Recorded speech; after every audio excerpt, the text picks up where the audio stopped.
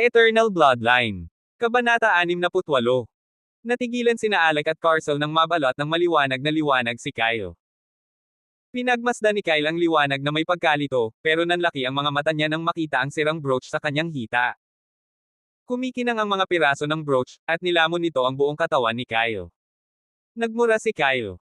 Gumaan ang pakiramdam niya, pero may kakaibang nakakasuka na sensasyon sa tiyan niya. Guro, gusto kong tanungin kung ang brooch na ito ay isang nagel iligtas buhay na kayamanan o lihim mo bang binalak ang aking kamatayan. Tiningnan niya ang liwanag at pinigilan ang pagnanasang isumpa ang matanda. Tumakas sa plataporma ngayon na. Sigaw niya. 10 segundo na lang ang natitira bago mag-activate ang array.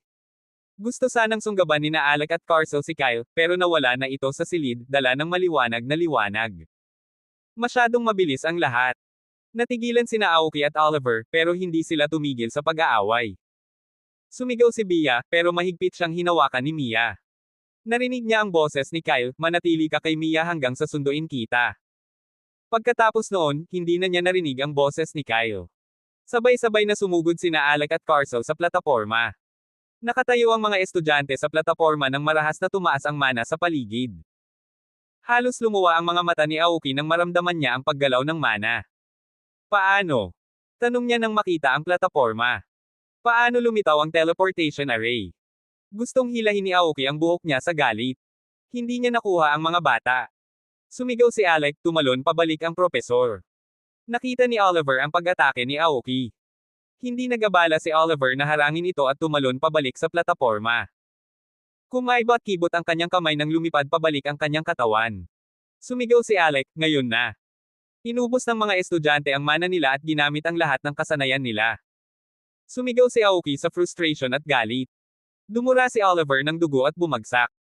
Isang kamay ang humawak sa kanya at kinaladkad siya papasok sa plataporma. Isang nakakabulag na kislap ng liwanag ang lumitaw. Nabasag ang lupa. Sumugod si Aoki, pero huli na. Nilamon ng liwanag ang lahat. Tinitigan ni Aoki ang natitirang puting particle.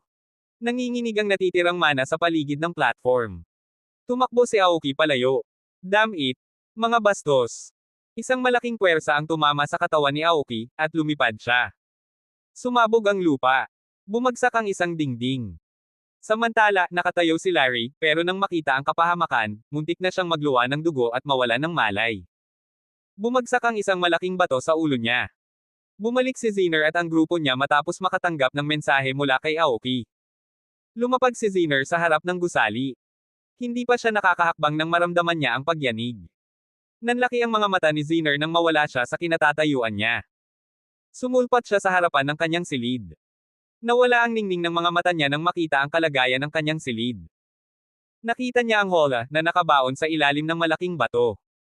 Wala na ang halimaw. Isang maliit na daing ang umalangaw-ngaw sa silid. Lumingon si Zener, at pumikit. Ikaw bastard! Anong ginawa mo sa kwarto ko? Nasaan ang maalamat na hayop? Ni hindi mo nagawang mag-alaga ng ilang bata. Binatukan niya si Aoki, na umuubo ng dugo. Kinailangan ni Zener ng 10 minuto para tanggapin ang katotohanan, ang mga ngipin ay nagngangalit sa galit. Nakatakas ang lahat ng estudyante, walang sugat. At isinama pa nila ang halimaw. Inilibot niya ang tingin sa silid, at dama po ang mga mata niya sa mga basag na piraso ng mesa. Isang ugat ang lumitaw sa noo niya habang ikinakaway niya ang kamay, at lumutang ang mga piraso. Sa mga piraso, nakita niya ang maliit na sirang sisidlan na ginamit para sa dugo. Hinawakan niya ang basag na sisidlan. Kaunting dugo na lang ang natira. Nagmura si Zener at inilagay ito sa kanyang storage ring. Sa isang malakas na pagbuga ng hangin, lumingon siya para tingnan ang lahat nang makaramdam siya ng mahinang hininga. Nakasimangot na ikinaway ni Zener ang kamay, at lumutang ang malalaking bato sa paligid. Nanliit ang mga mata niya sa lalaking may pulang buhok na nakahiga sa ilalim ng bato. Larry. Wala siyang pakialam kung mamatay ang mga tauhan niya, pero malakas si Larry. Sinenyasan niya ang isang tauhan na bigyan si Larry ng high-grade healing potion. Pinagmasdan ni Aoki si Larry na may nagngangalit na mga ngipin. Nakasandal siya sa pader at umiinom ng healing potion. Sumili ang galit sa mga mata niya nang maalala ang nangyari. Isinusumpa ko na hihimayin ko ang mga batang iyon gamit ang sarili kong mga kamay. Sa isang tabi, isa sa mga tauhan ni Zener ang nakatayo sa harap ng nasirang platform, pawisan ng noo. Tumingin siya kay Zener at umiling. There's no way I can track the coordinates of this array. Sinigurado ng nagdisenyo nitong array na walang natira, it was designed to self-destruct after the first usage. Naikuyom ni Zinner ang kamao. May kaalaman pala sa arrays ang isa sa mga estudyante. Huminga siya ng malalim at ikinaway ang kamay para makuha ang atensyon ng lahat. Now that the kidnapped individuals ran away, we can't stay in this place any longer. Aalis ako papuntang ibang kaharian. Ay empake mo lang ang lahat ng mahahalagang gamit at bagay na maaaring maglantad sa iyong pagkakakilanlan at umalis sa lugar na ito. Go far away and stay low for a while. I will find a new base, and after a few months when the Royal Academy stopped their search and everything calmed, I will contact you all. Tinitigan ni Zinner ang mga tauhan niya. Nawalan siya ng maraming tauhan. Pagkatapos ng ilang bilin, inilibot niya ang tingin sa kanyang silid. Sinaman niya ng tingin si Aoki at nawala sa silid. Pagkaalis ni Zinner, binigyan ng sidilang sulyap ng ibang tauhan si Aoki at umalis din, hila-hila si Larry. Napabuntong hininga si Aoki. Kailangan niyang linisin ang buong gusali. Pagkatapos magpahinga, nagpasuray-suray siya sa gusali para hanapin ang mga mahahalagang bagay. Nang linisin niya ang storage room, nakita niya ang ilang storage ring. Inihagis niya ang mga singsing sa isang cloth bag. Isang malaking pagkakamali na pagsisisihan niya. Pagkatapos, umalis na siya. Samantala, sa isang nayon sa gilid ng Kingdom Tercia, isang nayon sa kalaliman ng kagubatan, kung saan nakatira ang ilang matandang mag-asawang duwende. Pinalamutian ito ng mga kumikinang na treehouse, malalagang talon, at malalaking berdeng puno. Dalawang duwende na may puting buhok ang nag-usap habang naglalakad. Huminto sila, at nabasa sa sikat ng araw. Bamantong hininga ang isa. Napakagandang araw. Bigla na lang may maraming individual na bumaba mula sa langit, direktang dumapo sa harap ng dalawang duwende. Ag! Ang bigat bumaba. Ungol ni Blaine. Ilang estudyante pa ang napahiyaw sa sakit. Natigilan ng mga duwende nang makaamoy sila ng dugo. Sino kayong mga tao? Paano kayo lumitaw sa lugar na ito? Tanong ng isang duwende. Sinapo ni Alec ang ulo niya. Nagmura siya dahil hindi sinabi ni Kyle na babagsak sila sa lupa. Tinitigan niya ang ibang estudyante at si Oliver. Walang malay si Professor Oliver ano ang dapat kong gawin ngayon. Tumikim si Alec at tumingin sa duwende. Hello sir. I am Alec and these are my friends. Hindi sinasadyang natapakan namin ang isang nasirang array at nakarating kami sa lugar na ito. Pwede po bang magpakabait kayo para matulungan kami ng kaunti para makauwi na kami? Naningkit ang mga mata ng mga duwende. Pero tumango ang duwende na may puting damit.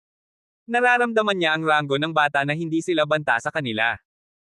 10 minuto ang lumipas bago tuluyang natanggap ni Zinner ang katotohanan, ang mga ngipin ay nagngangalit sa galit. Nakatakas ang lahat ng estudyante, walang sugat. At nadala pa nila ang halimaw. Inilibot niya ang paningin sa silid, at dumapo ang mga mata niya sa mga basag na piraso ng mesa. Isang ugat ang sumabog sa kanyang noo habang ikinakaway niya ang kamay, at lumutang ang mga piraso. Sa mga piraso, nakita niya ang maliit na sirang sisidlan na ginamit para sa dugo. Hinawakan niya ang basag na sisidlan. Kaunting dugo na lang ang natira. Nagmura si Zinner at inilagay ito sa kanyang singsing na imbakan. Sa isang malakas na pagbuga ng hangin, lumingon siya para tingnan ang lahat nang makaramdam siya ng mahinang hininga. Nakasimangot na ikinaway ni Zinner ang kamay, at lumutang ang malalaking bato sa paligid. Nanliit ang mga mata niya sa lalaking may pulang buhok na nakahiga sa ilalim ng malaking bato. Larry. Wala siyang pakialam kung mamatay ang mga tauhan niya, pero malakas si Larry. Sinenyasan niya ang isang tauhan na bigyan si Larry ng mataas na kalidad na gamot na pampulunas. Pinagmasdan ni Aoki si Larry na may nagngangalit na mga ngipin. Nakasandal siya sa pader at umiinom ng gamot na pampulunas. Sumili ang galit sa mga mata niya nang maalala ang nangyari. Isinusumpa ko na puputulan ko ang mga katawan ng mga batang iyon gamit ang sarili kong mga kamay. Sana'y payagan akong makuha sila. Sa isang tabi, isa sa mga tauhan ni Zinner ang nakatayo sa harap ng nasirang plataporma, pawisan ng noo. Tumingin siya kay Zinner at umiling. Walang paraan para masubaybayan ko ang lokasyon ng array na ito. Kahit sino pa, imposibleng masubaybayan ang lokasyon. Dinisenyo ito para masira pagkatapos gamitin. Naikuyom ni Zinner ang kamao. May kaalaman pala sa mga array ang isa sa mga estudyante. Huminga siya ng malalim at ikinaway ang kamay para makuha ang atensyon ng lahat. Ngayon na nakatakas na ang mga dinukot, hindi na tayo pwedeng manatili rito. Malapit na ang mga tao mula sa Royal Academy. Aalis ako papuntang ibang kaharian. Ay impake ninyo ang lahat ng mahahalagang gamit na maaaring maglantad sa inyong pagkakakilanlan at umalis sa lugar na ito. Magtago kayo at huwag magpapakita. Maghahanap ako ng bagong base, at pagkatapos ng ilang buwan, kapag tumigil na ang paghahanap ng Royal Academy at humupa na ang lahat, taken ko kayo. Tinitigan ni Zinner ang mga tauhan niya. Nawalan siya ng maraming tauhan. Pagkatapos ng ilang bilin, inilibot niya ang paningin sa kanyang silid. Sinaman niya ng tingin si Aoki at nawala sa silid. Pagkaalis ni Zinner, binigyan ng isang sulyap ng ibang tauhan si Aoki at umalis din, hila-hila si Larry. Napabuntong hininga si Aoki. Kailangan niyang linisin ang buong gusali. Pagkatapos magpahinga, nagpasuray-suray siya sa gusali para hanapin ang mga mahahalagang bagay.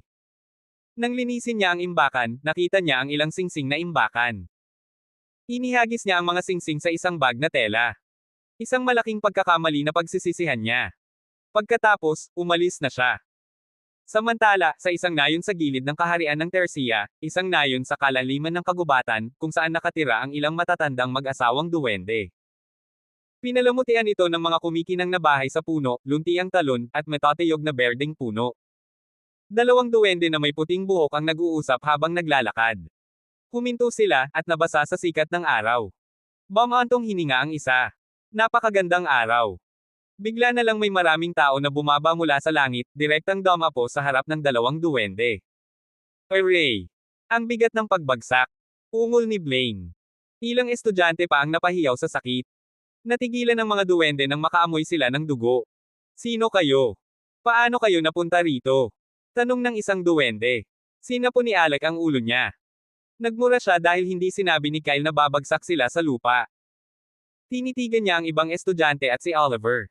Walang malay si Professor Oliver, ano ang gagawin ko ngayon? Tumikim si Alec at tumingin sa duwende. Magandang araw po. Ako po si Alec at ito ang mga kaibigan ko. Hindi sinasadya naming natapakan ang isang sirang array at napunta kami rito. Pwede po bang tulungan ninyo kami para makauwi na kami? Naningkit ang mga mata ng mga duwende. Pero tumango ang duwende na may puting damit. Nararamdaman niya ang antas ng bata na hindi sila banta sa kanila. Sa kabilang banda, nang mawala si Kyle sa silid, umiikot ang kanyang isipan. Dahil sa biglaang paghila sa kanyang katawan, hindi niya na-stabilize ang sarili nang makarating siya sa isang demuhang lugar. Napaungol siya at sumubok umupo, pero dahil sa hindi pantay na lupa, dumulas siya pababa. Isang masakit na ekspresyon ang sumilay sa kanyang maputlang mukha. Sinubukan niyang kumapit sa kahit ano, pero ang mga damo ay masyadong mahina para suportahan ang kanyang bigat.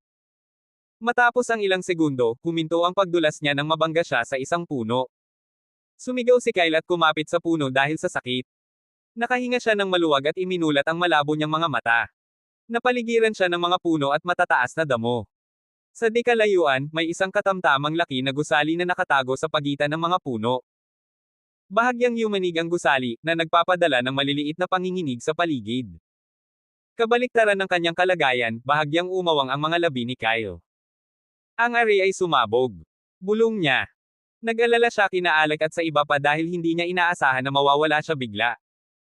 Sana nagamit nila ang array at nakalabas ng silid sa tamang oras, dahil kung hindi, masama ang mangyayari. Bahagyang naningkit ang mga mata ni Kyle. Gusto niyang sirain ang silid kung saan nakakulong si Bia, kaya nagdagdag siya ng ilang mapanirang simbolo sa array. Pagkatapos ng ilang segundong pag-iisip, napabuntong hininga siya. Masyado siyang mahina para mag-alala pa sa iba. Pero malakas si Oliver, at inalagaan niya ang lalaking pula ang buhok. Baka nakatakas sila nang hindi nasaktan. Gusto niyang tumayo at tumingin sa paligid, pero hindi kaya ng kanyang katawan. Lumamig ang kanyang paghinga, at lumabas sa kanyang bibig ang malalaking tipak ng puting usok. Ayokong mahimatay dito. Bulong niya. Nakipaglaban siya sa kanyang sarili, pero pagkatapos ng ilang sandali, sumuko na siya dahil masakit at malamig ang kanyang katawan. Sa kanyang huling pagtatangka, ginalaw niya ang kanyang mga daliri para maghanap ng gamot na pampulunas sa kanyang singsing na imbakan, pero naalala niyang ginamit na niya ang lahat kay Bia. Napabuntong hininga si Kyle at napapikit. Kung nakita ni Nine si Kyle ngayon, mapapabuntong hininga siya sa gulat dahil pamilyar ang senaryo sa imaheng nakita niya, ang duguan na figure ni Kyle, nakahiga sa pagitan ng malalagang damo. Pero hindi siya nakatadhana para tulungan si Kyle. Sa gitna ng pananakit ng ulo, napadpad ang isip ni Kyle sa isang pamilyar na lugar kung saan nananatili ang asul na apoy sa kanyang lumulutang na katawan. Itong lugar. Panaginip na naman. Kahit na halos hindi nakikita ni Kyle ang paligid, naramdaman niyang may gumagalaw sa loob ng kanyang katawan. Imbes na sakit, nakaramdam siya ng kirot. Ang asul na apoy ay nakaramdam ng sobrang lamig sa kanyang katawan, hinawakan siya nito at sumayaw sa paligid niya. Hindi alam ni Kyle kung ilang oras na ang lumipas nang biglang may sumabog sa loob ng kanyang katawan. Ang apoy ay nag-alab ng mas malakas, tumalon sa hindi kapani-paniwalang bilis at pumasok sa kanyang katawan. Hindi lumaban ang kanyang katawan at hinayaan niyang lumutang ang kanyang katawan. Habang nangyayari ito sa kanyang isipan, sa totoong mundo, madilim na asul na mga particle ang lumabas mula sa kanyang dibdib at bumabalot sa kanyang katawan. Ang mga particle ay naglakbay sa kanyang katawan tulad ng isang banayad na hangin at ang kanyang mga sugat ay gumaling ng mabilis. Ilang segundo lang, nawala na ang lahat ng sugat niya. Matapos gamutin ang kanyang mga sugat, ang mga particle ay nanginginig ng husto. Bahagyang yumanig ang mga puno at damo. Kumakaluskos ang mga dahon. Ang mana sa paligid ay lumundag kay Kyle. Sa bawat segundong lumilipis, pakapal at pakapal ang mga asul na particle na bumubuo ng bilog na asul na kumot sa buong katawan niya. Hindi nagtagal, tuluyan nang nakatago ang katawan ni Kyle sa loob ng kumot. Walang kamalay-malay na nabaluktot ang kanyang katawan at isang malamig na hangin ang kumalat sa lahat ng dako. Samantala, nang matapos si Aoki sa paglilinis ng gusali, lumabas siya na may madilim na ekspresyon at sinumpa ang mga nang-iwan sa kanya na gawin ang lahat ng mag-isa. Napakunot ang noo niya nang maramdaman ang lamig ng paligid. Ano to? Ang lamig naman sa ilalim ng nakakapasong araw. Bulong niya. Nagmamadali siyang umalis nang hindi lumilingon. Naging gabi, at mas lumamig ang paligid. Nakatago ang figure ni Kyle sa asul na kumot. Naging maalikabok ang kumot. Naramdaman ng ilang mababang ranggo na halimaw at ibon ang lamig at nanginginig ang kanilang mga katawan. Hindi sila lumapit dahil sa takot. Kinabukasan, isang pamilyar na lalaking itim ang buhok ang lumitaw sa harap ng gusali, si George. Pagkaraan ng isang minuto, lumitaw si Elder Elise na may seryosong ekspresyon. Nilinggan ko kung saan-saan. Ito lang ang kaina-hinalang lugar, at walang alam ang mga matandang duwende sa gusaling ito. Pumasok sina George at Elise sa gusali. Wala kahit isang buhay na tao at wala man lang akong nakitang kapaki-pakinabang. Umalis si George at ikinumpas ang kamay para durugan ang gusali. Lumitaw ang mga ulap ng usok. Tumayo si Elise. Dapat ba akong lumalim para tumingin sa paligid para sa batang iyon? Tumango si George. Tingnan na lang natin ang buong kagubatan. Hindi ako sigurado kung buhay pa siya pero dapat nating gawin ang lahat para hanapin siya. Maghiwalay na sila. Contact me if you find anything regarding Kyle, sabi ni George. Samantala, umalis si Elder Han sa Central Continent at pumasok sa East Continent. Kinailangan siya ng isang araw para marating ang hangganan ng Kingdom Tercia. Nanginginig ang kanyang aparato sa komunikasyon. Tinanggap niya ang tawag. Hello. Isang pamilyar na boses ang sumagot. Han. Where are you? Nawala ka. Hinding-hindi ako mawawala kung sinagot mo ang tawag ko on time. Anyway, leave this matter. Just tell me what happened to Kyle. I left him a life-saving artifact and its track that means Kyle's life is in danger. At saka, from the tracking plaque I asked him to store in his storage ring, I can sense he is not in the kingdom. Naaalala ko na ang mga bata ay kailangang dumalo sa isang paligsahan ngunit ako ay 100% na sigurado na ang hari ay hindi kailanman gaganapin ang paligsahan sa ibang kaharian. I was too busy, that's why I didn't check the communication crystal. About Kyle, I am not sure where he is because something happened within the academy in my absence. Now that you left the Central Continent, come back for a while. I need to discuss something with you. Babalik ako pero hindi na ngayon. Naramdaman ko na lang sa plaka na malapit na ang taong may isa pang plague kaya titingnan ko. Sige, inform me if you find anything regarding Kyle. Also, contact George and Elise, hinahanap na rin nila si Kyle. Isinaranihan ang aparato. Nagsimula siyang lumutang, dumiretso sa lugar kung saan naramdaman niya ang presensya ng kabilang plaka. Sa loob ng isang lumang tavern, simpleng mga kagamitan sa kahoy ang makikita, ang dilim ay bahagyang binabawasan ng mainit na liwanag ng mga kandila. Ang hangin ay amoy masasarap na pagkain at ingay ng mga nag-uusap. Sa gitna ng maraming duwende, isang lalaking nakasuot ng hood ang tahimik na umiinom sa isang sulok, walang pakialam sa paligid. Tinitigan niya ang mga duwende na may medyo lasing na ekspresyon, at ilang hibla ng sayan na buhok ang sumisilip mula sa kanyang hood. Sok! Gusto kong mag-eksperimento sa isang duwende, pero hindi ako pwedeng manatili rito, bulong ni Aoki sa sarili. Habang tahimik siyang umiinom, biglang tumahimik ang tavern. Kumunat ang noo niya at lumingon sa paligid. Anong nangyari? Napansin ni Aoki na lahat ng duwende ay nakatingin sa kanya, o, mas tama, sa itaas niya. Isang katok sa mesa ang gumising sa kanya, at tulala siyang tumingin sa harapan. Isang lalaking nasa katanghaliang gulang, kayumanggi ang buhok, nakasuot ng mahabang itim na damit, ang nakatayo sa harap ng mesa niya, may madilim na ekspresyon. Natigilan si Aoki, at medyo lumiwanag ang kanyang lasing na isipan nang hindi niya maramdaman ang aura ng lalaki. Sino ka? Kinakabahang tanong niya. Plano na niyang tumakas. Napangisisihan at tumingin kay Aoki. Isang buong araw bago makapasok sa lungsod na ito, masyadong mahigpit ang seguridad sa paligid ng hangganan ng mga duwende. Ngayon, pagkatapos ng labis na pagod, ang natagpuan ko lang ay isang lasing na lalaki. Humakbang si Han, at takot na tumalon si Aoki mula sa kanyang upuan. Pero kinuha ni Han ang bag na nakasabit sa upuan ni Aoki imbes na siya. Ito ang bag ko. Sino ka ba? Sigaw ni Aoki. Nadapa siya at sinubukang kunin ang bag, pero sinaman siya ng tingin ni Han. Pagkaraan ng ilang segundo, lumipad ang isang singsing na imbakan mula sa bag, at tiningnan ni Han si Aoki na may nakapikit na ekspresyon. Bakit kasama mo to? Pinagpawisan si Aoki nang maalala kung paano niya basta-basta kinuha ang mga singsing na imbakan nang hindi tinitingnan ang pinagmulan. Huwag mong sabihin na pag-aari yun ng mga batang yun. Sino ba tong lalaking to? Taga Royal Academy ba siya? Syempre akin to. Anong ginagawa mo? Gusto mo bang nakawin ang gamit ko? Hindi pinakinggan ni Han ang mga palusot ni Aoki at sinipa ang tiyan nito. Lumipad si Aoki paatras at bumagsak sa dingding. Napasinghap ang mga duwende sa paligid. Bumantong hininga si Han at kinurot ang kanyang mga kilay. Ayaw niyang gumamit ng dahas, pero hindi mahina ang kalaban niya. Kukunin ko ang lalaking ito. Kumain na lang kayo.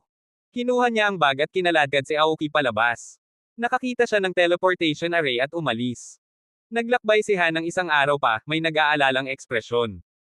Tiningnan niya ang mga gamit ni Aoki, isang kadena at ilang kakaibang gamit sa eksperimento. Binyantaan niya si Aoki, pero nanatili itong tahimik. Isususumpo ko na papahirapan ko siya ng husto. Dumating siya sa academy. Dalawang pamilyar na matandang lalaki ang lumipad papunta sa kanya. Han! Tanong ni Rattrick. Inihagis ni Han si Aoki sa ilalim ng mga paa ni Rattrick. Ngayon sabihin mo sa akin kung ano ang nangyari sa mga bata. Sige gagawin ko, sino ito? Tanong ni Rattrick. Ewan ko, nasa kanya yung storage rings ni Kyle.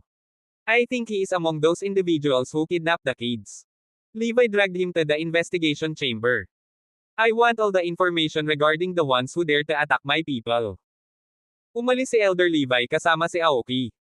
Nanigas ang ekspresyon ni Han nang marinig ang salitang dinukot. Sundan mo ako, sabi ni Rattrick. Habang naglalakad, sinabi ni Rattrick ang lahat kay Han. Nagmura si Han. Don't worry, the little beast is safe. Sina Gerouge at Elise ay naghahanap kay Kyle pero wala silang makitang anumang palatandaan. Kung ang artifact na Nagel iligtas sa buhay na iniwan ko para sa kanya ay na-activate, ibig sabihin ay nasugatan ng husto si Kyle. Maganda ang artifact ngunit hindi ito makakapag-teleport sa kanya nang napakalayo sa kanyang aktwal na lokasyon. Pupunta ako at hahanapin ko rin siya. You only have a week. Afterward, you need to go back to the central continent. Lumalaki na sila dahil sa biglaang pagkawala mo.